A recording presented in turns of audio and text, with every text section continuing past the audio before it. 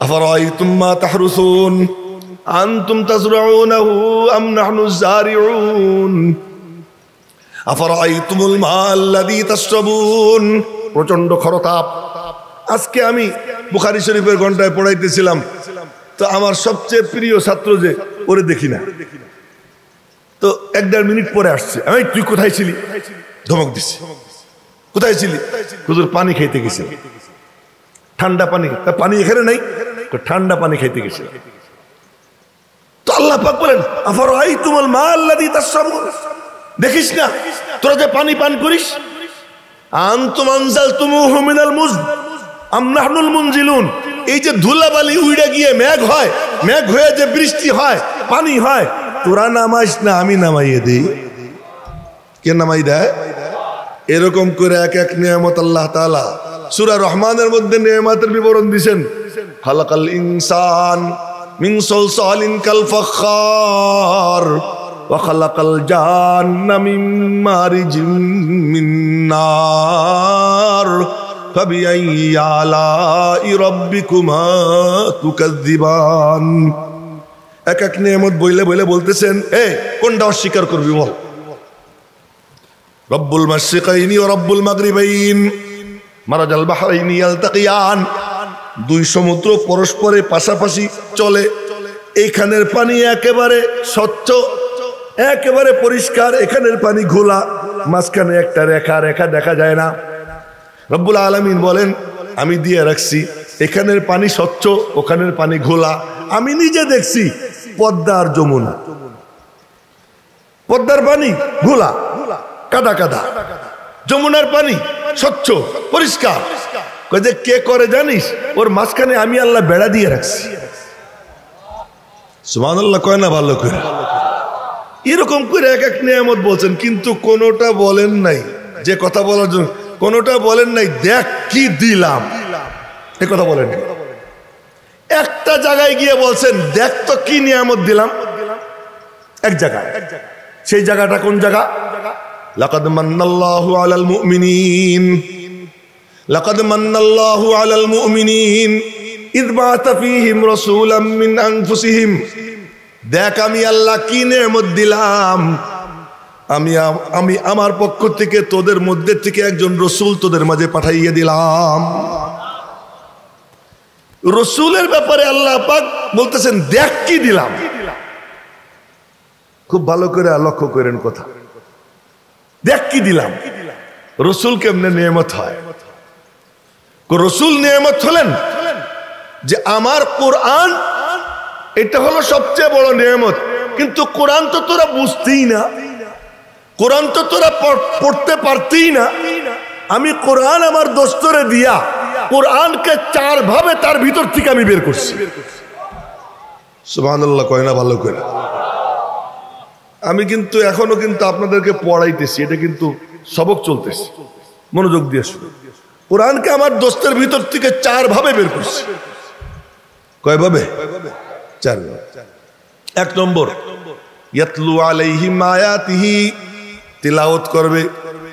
ওয়া ইউযাক্কিহিম, এই কোরআনে কারীমের মতলব দিয়া, এই কোরআনে কারীমের ব্যাখ্যা বিশ্লেষণ, এর মানা বুঝাইয়া বুঝাইয়া আত্মশুদ্ধি করবে। ওয়া ইউআল্লিমুহুমুল কিতাব, এবং কিতাবের তালিম কেমনে ব্যাখ্যা করি, যেই রোদের রোদ আর যে গরম। ওয়া ইউআল্লিমুহুমুল কিতাব, কোন মাসলায় পেছলাইয়ে গেলে সাহাবীরা তোমার কাছে আসবে, আসলে পরে তুমি তা হল করে দেবা। কেমনে হল করবা? তার 2 পদ্ধতি। এক পদ্ধতি হলো যে ইজতিহাদ করবা, গবেষণা করবা। আগের আয়াত দেখবা, পরের আয়াত দেখবা, শানে নুজুল দেখবা, দেখে তুমি গবেষণা করবা। গবেষণা করলে তোমার মাথার মধ্যে আমি ঢাইলে দিব। এর নাম হলো গোপন ওহী। এর নাম হলো কি? গোপন ওহী। আর একটা হলো তুমি অপেক্ষা করবা, আমি আল্লাহ ওহী নাজিল করে মানা বুঝাই দিব। ফালা তাজাল বিল কুরআন মিন ক্বাবলি আন ইউকদা ইলাইকা ওয়াহয়ুহু ওয়া কুর রাব্বি জিদনি ইলমা। এখন ওহী কমপ্লিট হয় নাই, তুমি অপেক্ষা করো। তো 3 ভাবে। 4 নম্বর অল হিকমা, কোনটা কোথায় সেট করতে হবে এই সেটটাও আমার দোস্ত করে দিবে। এই জন্য দেখেন আল্লাহ পাক বলছেন ফাসাব্বিহ বিসমি রাব্বিকাল আযীম। খুব কঠিন কথা কইতেছি, আপনারা কষ্ট হইতেছে, একটু কষ্ট করে শুনে। আল্লাহ বলছেন ফাসাব্বিহ বিসমি রাব্বিকাল আযীম। এখন এটা আমি কোন জায়গায় পড়বো? নবীজি বললেন ইজআলুহা ফির রুকু, এটা রুকুর মধ্যে রাখো। এই জন্য রুকুতে গিয়ে আমরা কি বলি? সুবহান রাব্বিয়াল আযীম, সাব্বিহ ইসমা রাব্বিকাল আলা। এখন নবীজির সাহাবীরা জিজ্ঞেস করে এটা কোন জায়গা বলবো? ইজআলুহা ফিস সুজুদ, সিজদা দিয়ে বলো সুবহান রাব্বিয়াল আলা। তো কোনটা কোথায় সেট করতে হবে, কোনটা কোথায় রাখতে হবে, এই সব কিছু আমার দোস্তের মাধ্যমে। তো কোরআনের একটা হলো তিলাওয়াত, একটা হলো তাজকিয়া, একটা হলো তালিম, একটা হলো তালিমে কিতাব, আর একটা তালিমে হিকমত। বলে এই চারো মাধ্যমে আমার কোরআন আমার দোস্তের ভিতর থেকে বের হবে।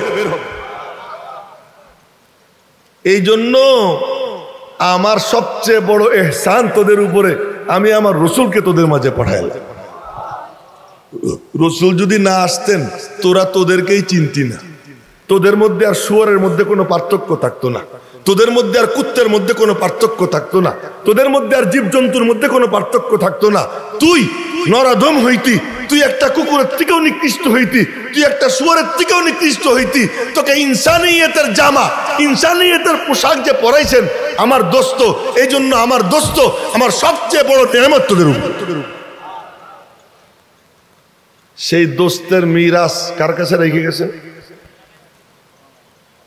খুব লক্ষ্য কর, সেই নবীজি কি রেখে গেছে? আর কিচ্ছু রাখেন নাই, কোনো টাকা পয়সা রাখেন নাই। কথা খুব লক্ষ্য করে শুনেন, টাকা পয়সা রাখেন নাই। ঘোষণা করতেছেন লা ইউকতাসামু ওয়ারাসাতি দিনারা ওয়ালা দিরহামা, আমার মিরাস টাকা পয়সায় বন্টন হবে না। কোনো টাকা পয়সার মিরাস আমি রাইখে যাব না, রাখেনও নাই। কোনো টাকা পয়সার মিরাস রাখেন নাই। নামাজে দাঁড়াইতে গেছেন, একামত হয়ে গেছে, একামত হয়ে গেছে, নামাজে দাঁড়াবেন, তাকবীরে তাহরিমা আল্লাহু আকবার বলবেন। এমন সময় বললেন কি আলা মাকানিকুম, যার যার জায়গায় দাঁড়াও, আমি একটু আসতেছি ঘরের থেকে, নবীজি বললেন। আমরা যদি একামতের শেষে মুসল্লিকে কই দাঁড়ান আমি একটু রুমে যাব, হুজুর আর কোনো কাম পায় নাই, ওই দিনই ইমামত শেষ। নবীজি বলতেছেন দাঁড়াও, বইলে ঘরে ঢুকলেন, ঘরে ঢুইকা আবার আইসে আল্লাহু আকবার বলে নামাজ পড়াইল। হ্যাঁ, আর এক হাদিস পরে শোনাবো। নামাজের শেষে সাহাবীরা বললেন ইয়া রাসূলুল্লাহ, আমাদের একামতের শেষে দাঁড় করাইয়া গেলেন, কি করলেন? যখন আল্লাহু আকবার বলতে যাব তখন মনে পড়ে গেল বালিশের নিচে একটা স্বর্ণ মুদ্রা আছে, একটা টাকা আছে আমার কাছে, তো এই টাকাটা বালিশের নিচে আছে। এই নামাজের মধ্যে যদি আমি মারা যাই, আমার মালিক আমাকে জিজ্ঞাসা করবেন যে তোরে আমি টাকা জমানোর জন্য দুনিয়ায় পাঠাইছিলাম। তা আমি ঘরে ঢুকলাম, ওই 1 টাকা আল্লাহর রাস্তায় দানের ইন্তজাম কইরা, ব্যবস্থা কইরা, এরপরে মৌতের প্রস্তুতি নিয়ে নামাজে দাঁড়াইলাম। দুনিয়ার সাথে কেমন সম্পর্ক? শুইছেন খেজুরের পাতার চাটার উপরে, তো হযরত ওমর রাদিয়াল্লাহু তাআলা আনহু ভিতরে ঢুকছেন অনুমতি নিয়া। গল্প সল্প করতে করতে নবীজি সুজা হয়ে বসছে। সুজা হয়ে বসার পরে দেখতেছেন নবীজির পিঠের পাজরে চাটাইয়ের বেতির দাগ।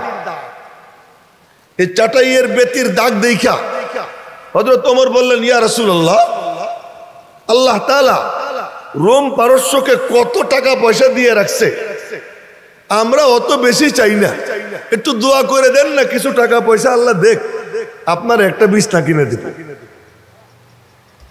আপনার একটা চাদর কিনে দিব। এই যে আপনার মানে পাজরে চাটাইয়ের বেতির দাগ আমার সহ্য হইতেছে না। নবীজি তখন সোজা হয়ে বসে বললেন আফি হাদা আনতা ইয়া ইবনুল খাত্তাব, এ খাত্তাবের বেটা, এখনো তুমি এই সমস্ত আবর্জনার মধ্যে ডুবে রইছো?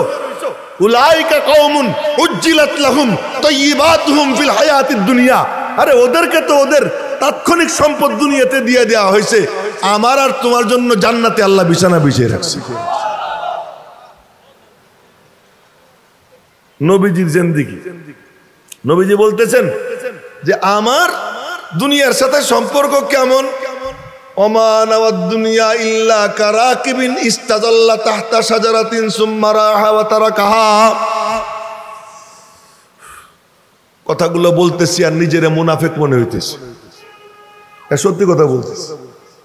হাদিসগুলো বলতেছি আর নিজেরে মনে হইতেছে আমি একটা মুনাফিক।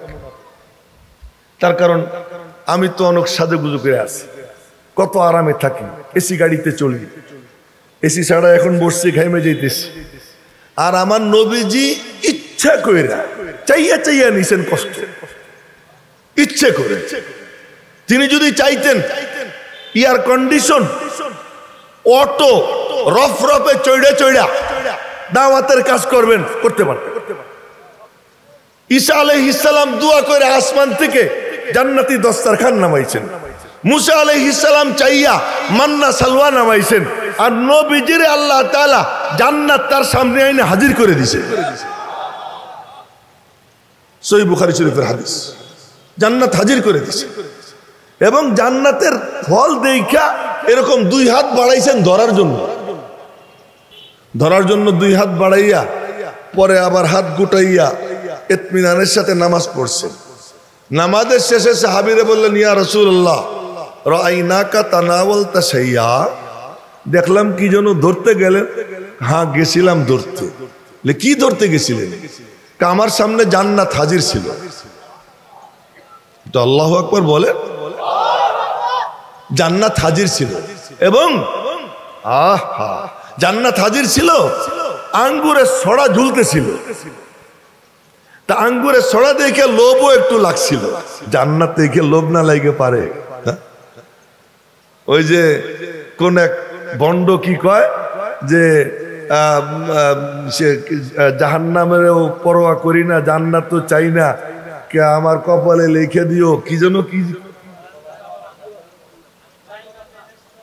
ও আমি চাই না বেহেশত, ভয় পাই না জাহান্নাম। আল্লাহ বলতেছেন ওয়াত্তাকুন নার, জাহান্নামকে ভয় করো।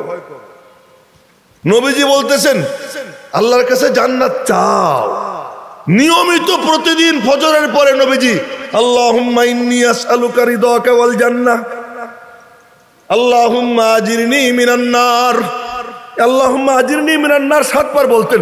ও কত বড় কুত্তা, ও কত বড় কমিনা, যেখানে নবীজি জান্নাতের চাবি যার হাতে, আল্লাহ পাক তারে দিয়ে বলাইতেছেন তুমি প্রতিদিন সকালবেলা 7 বার জাহান্নাম থেকে পানা চাও, সন্ধ্যাবেলা 7 বার জাহান্নাম থেকে পানা চাও। এবং যে ব্যক্তি 3 বার বলে আল্লাহুম্মা আজিরনি মিনান নার, আল্লাহ তুমি আমার জাহান্নাম থেকে পানা দাও, তো আল্লাহ পাক এর আওয়াজ জাহান্নামের কাছে যায়, জাহান্নামের জুবান খুলে যায়। জাহান্নাম বলে মালিক যে আমার তোমার কাছে আমার থেকে পানা চাইতেছে, আল্লাহ তুমি তাকে পানা দিয়ে দাও, পানা দিয়ে দাও। আর ও কয় কি, চাই না বেহেশত, ভয় পাই না জাহান্নাম। আরে খবিস, নবীজি জান্নাত চাইতেন, জাহান্নাম থেকে পানা চাইতেন। তুই কোন কুত্তার উম্মত? তুই তো কোন কুকুরের উম্মতি হইলি যে তুই এই কথা বলিস? যেখানে আল্লাহ বলতেছেন ও তো কাফের হয়ে যাবে। আল্লাহ বলতেছেন ওয়াত্তাকুন নার, তোমরা জাহান্নামকে ভয় করো। তো ফাত্তাকুন নার আল্লাতী ওয়াকুদুহান নাস ওয়াল হিজারা, আল্লাহ পাক বলতেছেন যে তোমরা জাহান্নাম থেকে পানা চাও, ভয় পাও জাহান্নামকে। আর ও আমি জাহান্নামে ভয় পাই না। আরে শুয়ার, এই কথা বলার সঙ্গে সঙ্গে ও কাফের হয়ে গেছে, এই কথা বলার সাথে সাথে কাফের হয়ে গেছে। তো নবীজি জান্নাত সামনে পাইছেন, তো জান্নাতের লোভ, যে কথা বলতে গিয়ে এত লম্বা কথা হয়ে গেল, নবীজিরও লোভ না, নবীজিরও লোভ। লোভে 2 হাত বাড়াইছিলাম ধরবো, পরে আবার সবর করলাম না, নিজেকে নিয়ন্ত্রণ করলাম না। জান্নাতের ফল দুনিয়াতে খাবো না, জান্নাতের ফল জান্নাতে গিয়েই খাবো। এরপরে বললেন কি, নিলে নিবার পারতাম রে, ধরেন তো কেমন বলতেছে। এরপরে বলতেছেন নবীজি কি সত্য কথা বলতেন না মিথ্যে কথা বলতেন? বলেন আপনারা, সত্য তো?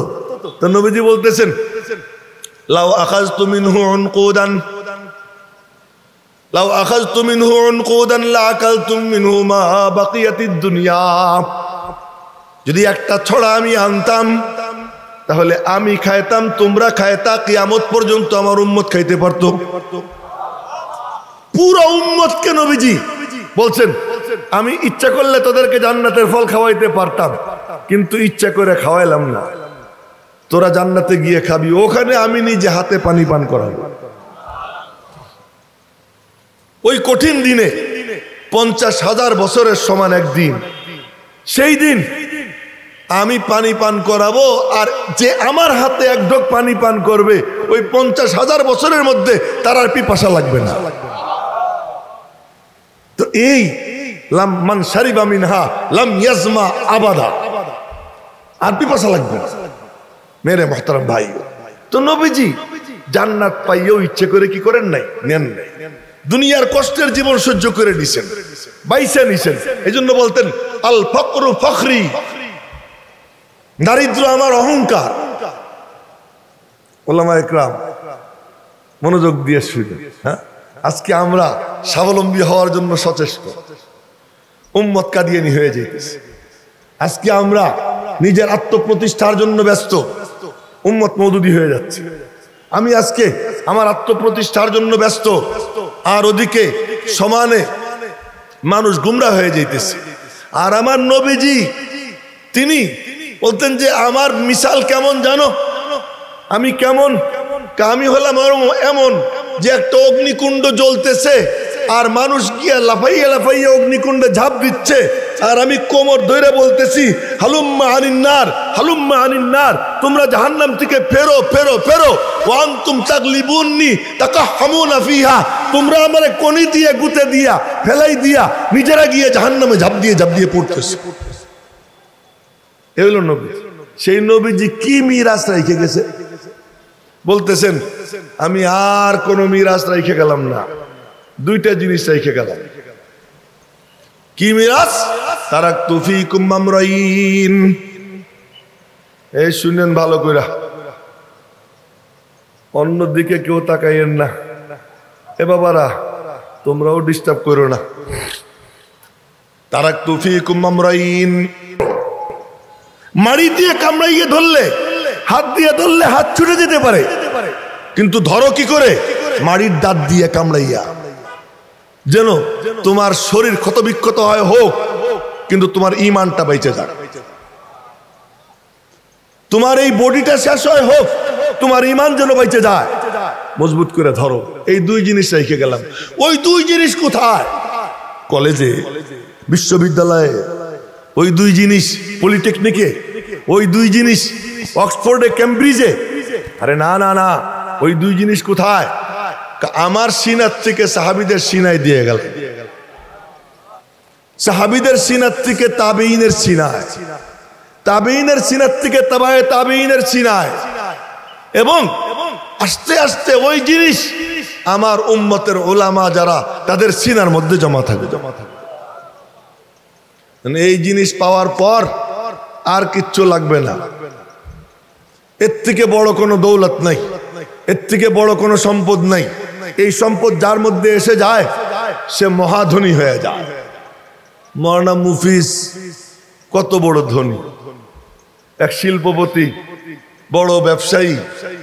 তার মানে যখন কোনো দোয়ার অনুষ্ঠান হয়, হুজুর টুজুর ভাড়া করে নিয়া গরু টরু মাইরা এরপরে যাদেরকে নেয়, নামাজ পড়ে চেয়ারে বসা, হয়তো নামাজ পড়ে না, পড়লেও চেয়ারে বসা, টুপি টাপি নাই, মোবাইল টোবাইল সব পকেটে আছে, একটু পর পর হেলা হেলো কইতেছে, হাত উঠাইতেছে, কয় আমেন আমেন।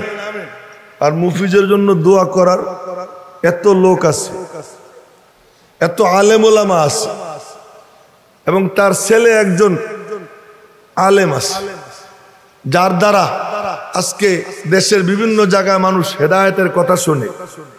ওই যারা তার কথায় নামাজ কালাম পড়ে, তাদের দাওয়াতে যারা নামাজ কালাম পড়বে, তার কথায় যারা সুদ ছাড়ে, তাদের দাওয়াতে যারা সুদ ছাড়বে, তার কথায় যে সমস্ত মেয়েরা পর্দায় আসে, আর ওই মেয়েদের দাওয়াতে যারা পর্দায় আসবে, এর সমানের সব আল্লাহ মুফিজের অ্যাকাউন্টে পৌঁছে থাকবে।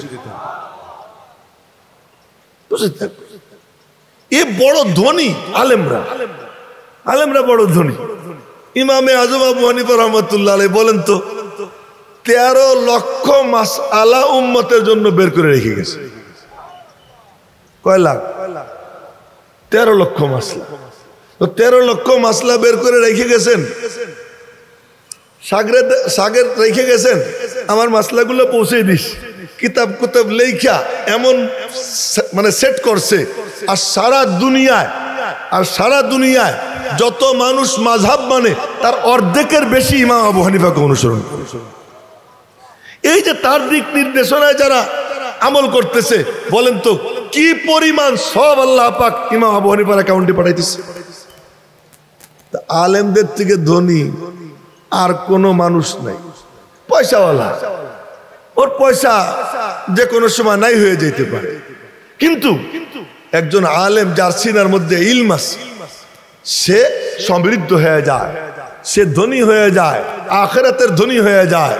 হাদিসে পাকে নবীজি বলেন, ইদা মাতাল ইনসান, মানুষ যখন মারা যায়, ইনকাতা আনহু আমালুহু, তার আমল শেষ। আর নামাজ নাই, আর রোজা নাই, আর জিকির আজকার নাই, সব শেষ। ইল্লা মিন সালাস, তিনটা চলে। কয়টা চলে? তিনটা চালু থাকে। ইল্লা মিন সাদাকাতিন জারিয়া, একটা হলো সাদকায়ে জারিয়া, কোনো একটা মসজিদ করে গেল, কোনো একটা মাদ্রাসা করে গেল, কোনো একজন এতিমকে লালন পালন কইরা তাকে সুশিক্ষায় শিক্ষিত করে তাকে দ্বীনের পথে উঠাইয়া চলে গেল, একজন বা দুইজন, যে কয়জন পারে। ইল্লা মিন সাদাকাতিন জারিয়া আও ইলমিন ইউনতাফাউ বিহি, 40 হাদিস লিখে গেল। এই হাদিসের তরজমা লিখে গেল, মানুষ এটা দেখে, পড়ে আর আমল করে। শুধু এইটাই না, শহীদ দ্বীনের শিক্ষা দিয়ে গেল। এই যে কথার কথা আমি আপনাদের সামনে কথা বলতেছি, এর মধ্যে থেকে যদি 2-4টা আমলের মতো কথা আপনারা নিয়ে যান, আমল করেন, আপনারা আর একজনকে দাওয়াত দেন, আমল করে, ওইটা আপনার জন্য সদকায়ে জারিয়া, আপনার কমবে না, আমার আমল নামায় সদকায়ে জারিয়া হবে। আও ইলমিন ইউনতাফাউ বিহি আও ওয়ালাদিন সালিহিন ইয়াদউ লাহ, অথবা নেক সন্তান যে তার জন্য দোয়া করে, বলে রব্বির হামহুমা কামা রব্বায়ানি সগীরা। আমরা সবাই দোয়া করব, আর হুযায়ফিও দোয়া করবে, উবাইদুর রহমানও দোয়া করবে। উবাইদুর রহমানের দোয়ার মধ্যে যেই আবেগ, যেই ভালোবাসা, যেই আকুতি, আমি ইয়াহিয়া মাহমুদ যদি 1000 কসম খেয়েও বলি তোর থেকে আমি তোর বাপের জন্য বেশি দোয়া করতেছি, এটা মিছা কথা। ওর দোয়ার মধ্যে যে আকুতি আসবে। আমার জিন্দেগিতে আমি একদিন কোরআন শরীফ পড়ছিলাম, সূরা ইয়াসিন, এমন পড়া আগেও কোনোদিন পড়িনি, আর পড়তে পারবো কিনা জানি না। একদিন পড়ছিলাম, আমার মা মারা গেছেন, আমার 12 বছর বয়স, তখন মার জানাজাও পাইনি। আমি মাদ্রাসায় ছিলাম, লালবাগে ছিলাম। মা বলে গেছেন যে আমার কারণে যেন ওদের পড়ার ক্ষতি না হয়। এ বলে গেছেন, আমাদের পরীক্ষা ছিল সামনে, বাড়ির থেকে, আমি তো জালেমের জালেম, আমার বাড়ির লোকজন কেউ আমাদের খবরও দেন। তো মার জানাজা হয়ে গেছে, দাফন কাফন হয়ে গেছে, বাড়ি গেছি, গিয়ে দেখি মারে দেখে আসলাম ক্যান্সারের রোগী। বাড়ি গিয়ে দেখি মা কবরে শোয়া। তো কবরের পাশে দাঁড়িয়ে কবর জিয়ারত করছি। মারে চিনিই নেই, কিন্তু বাপরে চিনছি। আব্বাস ছিলেন আমার 24 বছর বয়স পর্যন্ত। তা আব্বার যখন ইন্তেকাল হয়ে গেছে, অসুস্থ, তা আমার কাছে ফোন আসছে। আমি তখন বাড়িধারার শিক্ষক, মুফিজরা মনে হয় ওই সময় আমার কাছে পড়ে। তো ওই টাইমে খবর আসছে যে তোমার আব্বা গুরুতর অসুস্থ, আসলে কিন্তু ইন্তেকাল হয়ে গেছে। তো ইন্তেকাল হয়েছে কথা আমাকে বলে নাই, গুরুতর অসুস্থ। আমি রওনা হয়ে বাড়ি গেলাম। বাড়ির পথে রওনা হয়েছি, তা আমাদের ফরিদপুরের তালমার মোড় আছে, তালমার মোড়ের ওখান থেকে বাসে উঠছি। ওখানে দেখি আমার ছোট চাচা, উনিও দূরে ছিলেন, উনিও আসছে। তো আমার ছোট চাচা আমার ধৈরা কান্না শুরু করছেন। তখন আমি বুঝছি অসুস্থ না, মারা গেছে। তখন বুঝছি। এর আগ পর্যন্ত মনে মনে ভাবছি আব্বা অসুস্থ। তো বাড়ি গেলাম, বাড়ি গিয়ে এক ফোঁটা চোখের পানিও ফেলেনি। সবাইরে সান্ত্বনা দিছি। সান্ত্বনা দিয়া এরপরে জোহরের নামাজের পরে জানাজা হয়েছে, দাফন কাফন হয়েছে। দাফন কাফনের পরে আব্বার কবরের পাশে দাঁড়াইয়া সূরা ইয়াসিন পড়ছিলাম। অমন পড়া আর কোনোদিন পড়িনি, আর এরকম পড়তে পারবো বলে আমি জানি না। ওই দিন পড়ছিলাম। তো ওই যে পড়ছিলাম, ওই পড়তেছি আর এক এক আয়াতের তরজমার মধ্যে চিন্তা করতেছি, আর ওই চিন্তা করে করে ওই দোয়াও করতেছি। পড়তেছি আর দোয়া করতেছি, পড়তেছি আর দোয়া করতেছি। তো পড়া শেষ। এরপরে ঢাকার থেকে গেছি, লম্বা পর্ব গেছে। আব্বারে দাফন কাফন করার পরে আব্বার চৌকিতেই ঘুমাইছি। ঘুমের সময় বলছি যে আল্লাহ তুমি আমারে দেখাই দাও আমার আব্বা কেমন আছে। এই কথা বইলে ঘুমাইছি। ঘুমের মধ্যে স্বপ্ন দেখি আব্বার সঙ্গে দেখা। তো জিজ্ঞেস করলাম আব্বা কেমন আছেন? তা আব্বা বললেন বড় খোশ কিসমত। এই ভাষা আব্বা ওই উর্দু বাংলা মিলে কথা বল। তো বললেন বড় খোশ কিসমত। আমার ঘুম ভেঙে গেল, আমার দিলের থেকে সব পেরেশানি দূর হয়ে গেল। আমি বুঝলাম যে আমার আব্বা জান্নাতে চলে গেছে। এইসব তো আমি যেই আবেগ নিয়ে আমার বাপের জন্য দোয়া করব, তেলাওয়াত করব, এ কি আর কেউ পারবে? আর কেউ পারবে না। তাই বলতেছিলাম যে উবাইদুর রহমান হুজাইফি সে তার বাপের জন্য যে আকুতি নিয়ে রব্বির হামহুমা বলবে, তো মুফিস তো ধনী, তার এই পুঁজি আছে। সে ওই মসজিদে খুতবা দিছে, খতিব হিসেবে ছিল। সেখানে কত মানুষ তার কথায় দিনের পথে আসছে, তারা আজকে তার জন্য দোয়া করতেছে, তাদের সন্তান সন্ততিরা দোয়া করবে। আজকে তার ছেলে তার জন্য সদকায়ে জারিয়া। সে যে ইলমি খেদমত করে গেছে, এটা তার জন্য সদকায়ে জারিয়া। তো মুফিস তো কামিয়াব, মুফিস তো কামিয়াব। আমরা আশা করি, এটা আমাদের ধারণা। মনে রাখবেন, সার্টিফিকেট দেওয়ার এক অধিকার কারণে। সার্টিফিকেট একমাত্র দিতে পারতেন মুহাম্মদুর রাসূলুল্লাহ সাল্লাল্লাহু আলাইহি ওয়াসাল্লাম। বলতেন এই কবরে জান্নাতের বাগান আমি দেখতেছি। আবার বলতেন এই কবরে জাহান্নামের আগুন জ্বলতেছে আমি দেখতে পাইতেছি। এই কবরে শাস্তি কি কারণে হইতেছে তাও বলতেন, এই কারণে শাস্তি হইতেছে। এই কবরে কেন শাস্তি হচ্ছে দেখতেন আর বলতেন। এটা একমাত্র তিনি। বাকি আমরা বলতে পারি আমার ধারণা, আমার আশা। আমিও সেই আশাবাদ ব্যক্ত করতে পারি। আমার আশা, প্রবল আশা, যে আল্লাহ পাক মওলানা মুফিসকে কবরে নেওয়ার আগে পবিত্র বানাই নিয়ে গেছে। না, আসাদুন নাসি বালান আল আম্বিয়া। মানুষের মাঝে সবচেয়ে বেশি বিপদগ্রস্ত থাকেন নবীরা। বেশি বড় বড় বিপদে পড়েন, কঠিন কঠিন পরীক্ষায় পড়েন, মুসিবতে পড়েন নবীরা। সুম্মাল আমসাল ফাল আমসাল। এরপরে যে যত কাছে নবীর, তার বিপদ তত কি হয়, কঠিন। তো মাঝে মাঝে আমার নিজের মনে হয় কি, একবার দেখি যে অনেক একটার পর একটা খবর পাই, অসুস্থ অসুস্থ, রোগ ব্যাধি, কিন্তু আমি দেখি যে আমার কোনো রোগ তো কয় না। একদিন আমি বললাম যে কি রে, আমি কি ফেরাউন হয়ে গেলাম নাকি, নিজেরে বলতেছিলাম।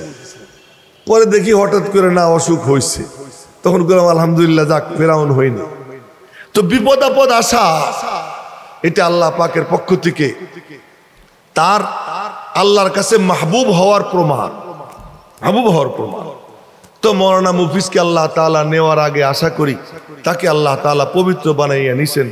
আল্লাহ পাক রব্বুল আলামিন যেন তার জিন্দেগীর সমস্ত খিদমাতগুলোকে কবুল করেন, তার জীবনের খাতা কসুর আল্লাহ তাআলা মাফ করেন, তাকে আল্লাহ পাক জান্নাতুল ফিরদাউসের আলী মাকাম দান করেন।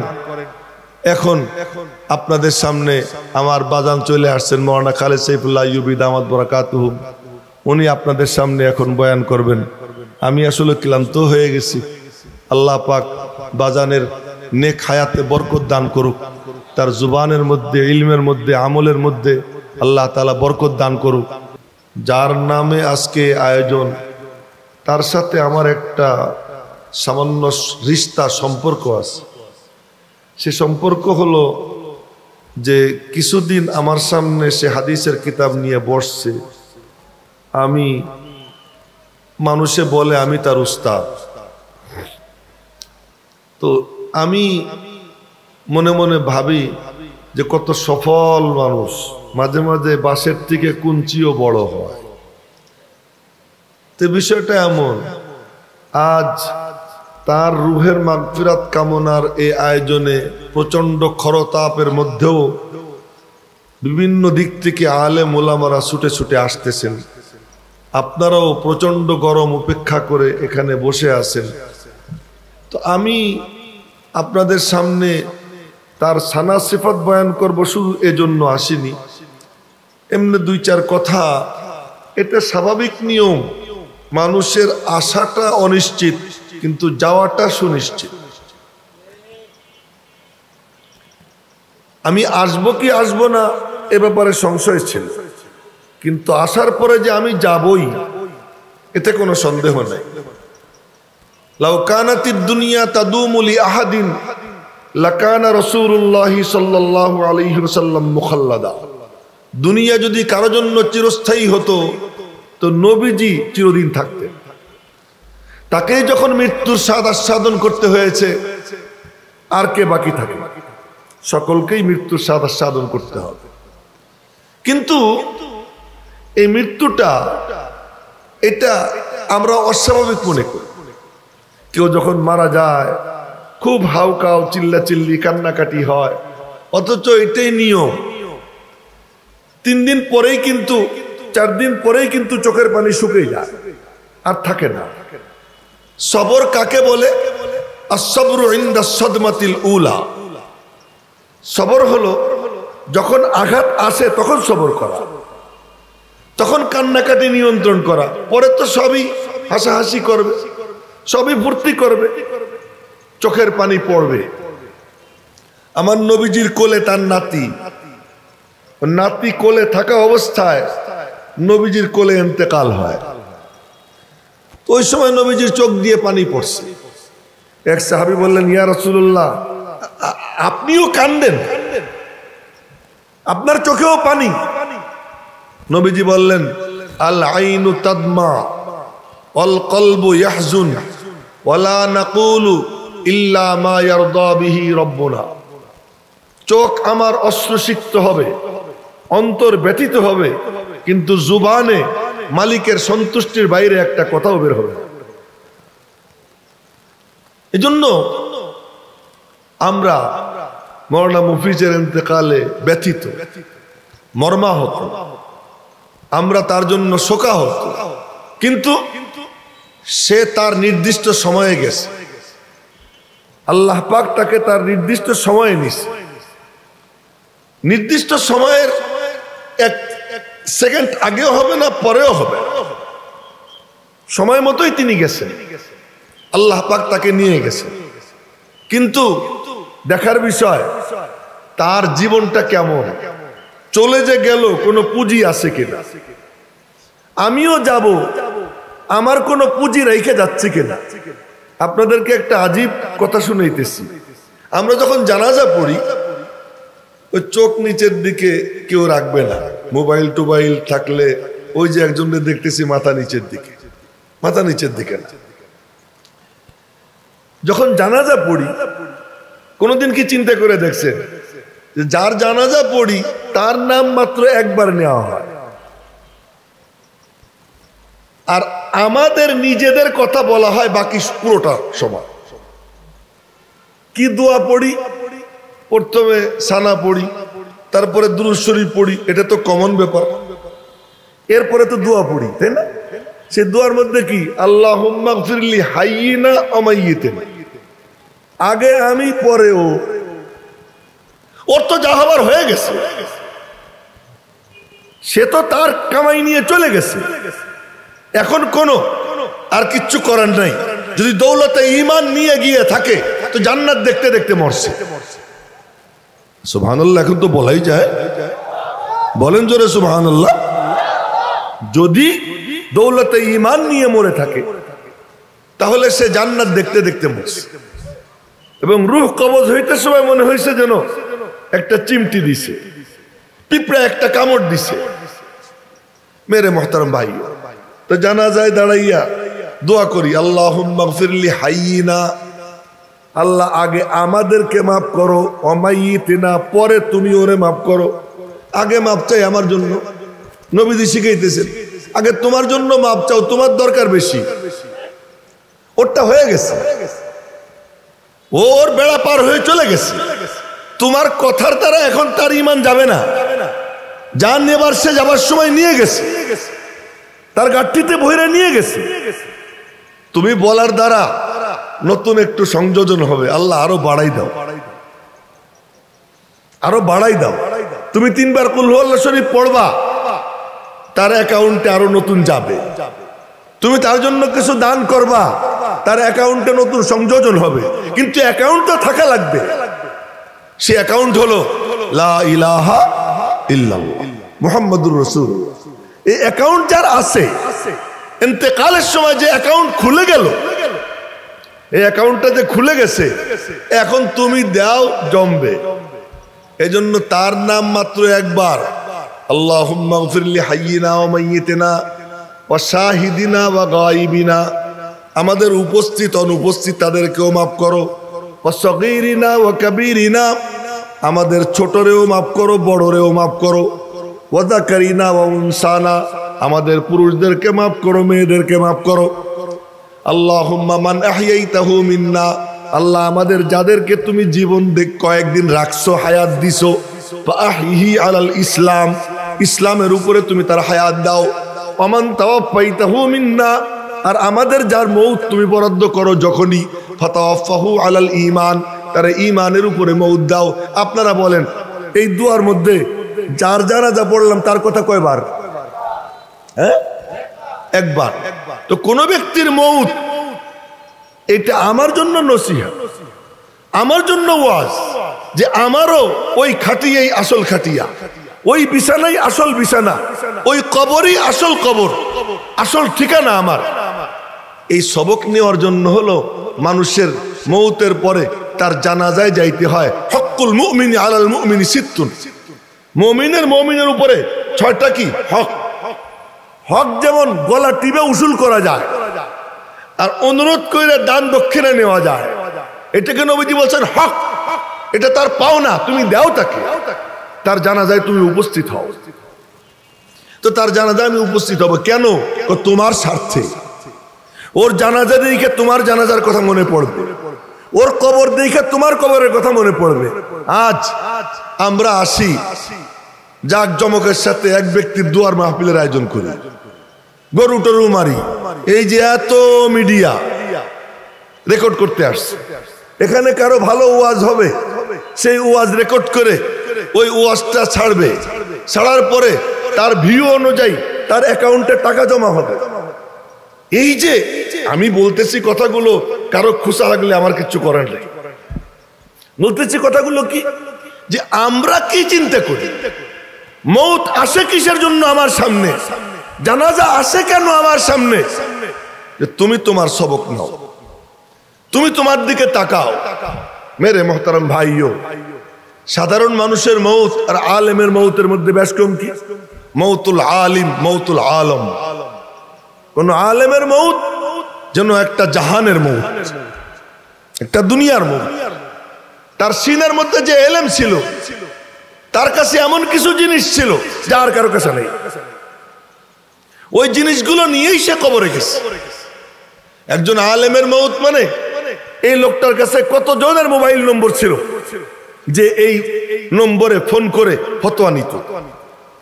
এই লোকটার কাছ থেকে সাথে কতজন মানুষের মহব্বত ছিল যে তার ডাকে সাড়া দিয়ে সে মসজিদে যাইত, তার ডাকে সাড়া দিয়ে সে হারাম পথ ছাইড়া হালাল পথে উঠত। একজন আলেমের মৌত। আল্লাহ পাক বলতেছেন যে আলেম তো আলেম, রসুল আমার নবীজি, আমি আয়াত তেলাওয়াত করছি, আমার নবীজির ব্যাপারে খবর ছড়াইলো উহুদের যুদ্ধে, কদ কুতিলা মুহাম্মদ, বলেন না সাল্লাল্লাহু আলাইহি ওয়াসাল্লাম, কদ কুতিলা মুহাম্মদ, যে মুহাম্মদকে হত্যা করা হয়েছে সাল্লাল্লাহু আলাইহি ওয়াসাল্লাম।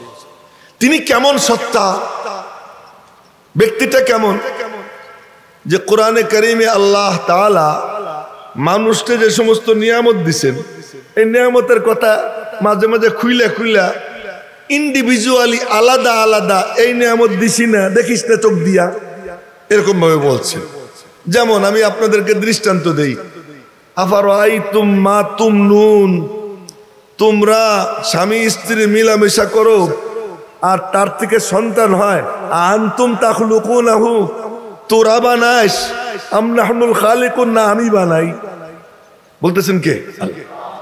আফারাইতুম মা তাহরুসুন, তোরা দেখিস না ক্ষেতের মধ্যে বীজ ফেলাস, আর ওই বীজ ফেলানোর পরে মাটির মধ্যে ওইটা গেড়ে যায় আর মাটিতে লোহা পর্যন্ত খেয়ে ফেলায়, সেই মাটি তোর এক দানারে শত শত দানাইয়ে ফেরত পাঠায়। এই ক্ষেত খামার কি তোরা করিস না আমি আল্লাহ করি? আল্লাহ জিজ্ঞেস করতেছে।